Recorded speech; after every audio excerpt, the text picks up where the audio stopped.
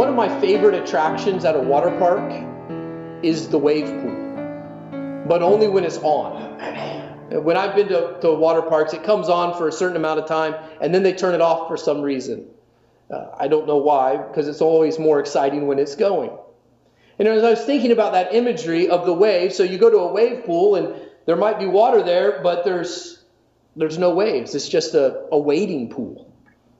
Then they turn the machine on, and the waves get going, and it's exciting for a short period of time. And then they turn the machine off, and then it all sort of goes away. I think that's a picture of how the world would like us to exercise our faith.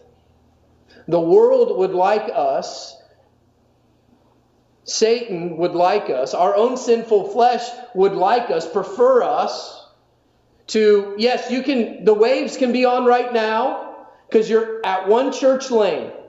And with a name like that, obviously, it's okay to be serious about your faith here. But when you go home and you interact with your neighbors, or when you go to work, or when you're out in the world, or you're posting on social media, well, then just turn that off. Sadly, in our culture around us, there are too many Christians that are very happy to oblige. We can turn it on and off. That's not a problem that's unique to our country or our culture. It's not unique to our day. It's been true in every day. And in fact, it has even been a problem for God's people. In Genesis chapter 16, we read the story about the people who came to investigate the city and end up lodging with Lot. And as the men of the city surrounded Lot's home and was demanding that he turn these men over to them, Lot, who was delivered by the Lord for his righteousness, offers up his daughters to the wicked men of the city. Completely inconsistent with his testimony as someone that was trusting in the Lord.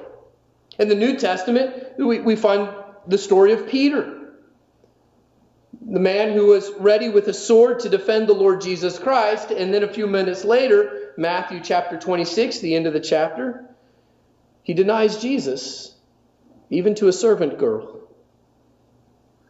We're not immune to that desire to turn the wave pool off.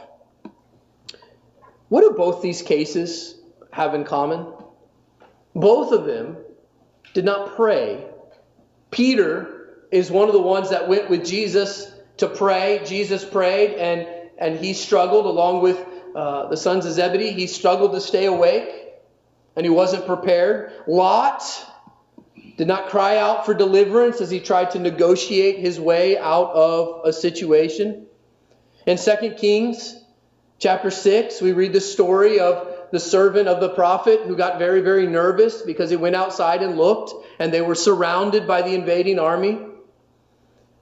And his master, his teacher, refused to be concerned. Why is that? Because he says there are more with us than with them. There are going to be times when we're out about in the world where you're the only Christian in the room.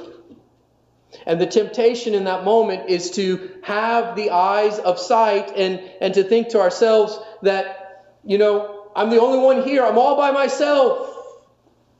To have maybe the Elijah complex after he had the great conquest. Says, I'm the only one left. Now in that case, the Lord said, no, there's a whole bunch.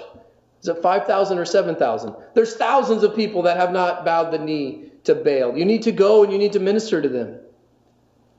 But beloved, Jesus said, I will never leave you nor forsake you. You are never in this life on your own. You're never abandoned. There are always more with you than with them. Always. No matter what the odds, if the whole world came against us, we have the infinite, eternal, unchangeable God who has all power, wisdom, knowledge, goodness, truth, righteousness. I think I got them all that time. That's our God. And the Bible tells us Now, of course, our trust is in the Lord, but He has angels that are ministering. And He sends the angel of death and wipes out an invading army. Truly, there are more with us than with them. However, the struggle is that we are so tempted to walk by sight, to walk how we can see and how we feel, to not have spiritual eyes. The temptation is there. The temptation is real. But as we hearken, listen, cling to the commandments of the Lord, our righteousness, which flows from our faith and walking with the Lord, will be like the waves at the beach.